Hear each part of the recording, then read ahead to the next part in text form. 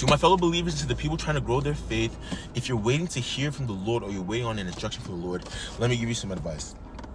Approach him and take off your shoes. Now, I don't mean literally take off your shoes, I mean, you can, but that's not what I'm trying to say. Anyway, to understand this a little bit more, let's look at Exodus 3, verses 1 to 10. So in this passage, Moses is tending his father-in-law's sheep in the wilderness when he sees a bush that is on fire but isn't burning up. As anyone would, he goes to investigate. Verse 4, and when the Lord saw that he turned aside to see, God called unto him out of the midst of the bush and said, Moses, Moses. And he said, here I am. Okay, pause. So the first step that Moses had to do is what? Approach God. Draw closer to God. And this step is so important because sometimes we are too distracted with the things of life. For you, it may not be tending sheep. It may be tending friends, tending money, tending partners, attending school, attending parties. So many different things. But the first step to hearing God is drawing near to him. Now let's keep going. This next part is what I really want to address.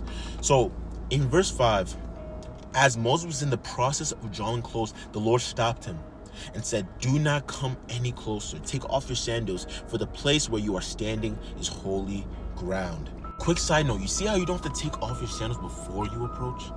It's while you're approaching. Come as you are, but do not stay as you are. But anyway, looking at verse 5, before God could give him instruction, before God could give him direction, he had to take something off. He had to drop something. He had to let something go.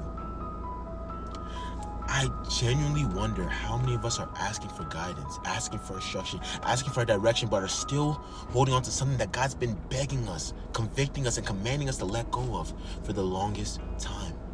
I genuinely wonder. And I could go deeper and talk about his surrender and his obedience, but I just want you to ask yourself the question, am I still wearing the shoes he asked me to take off? And I know this isn't as big as leading a nation across the desert, but without this, there'd be no assignment, there'd be no instruction. Think about it, for Moses, there would be no promised land.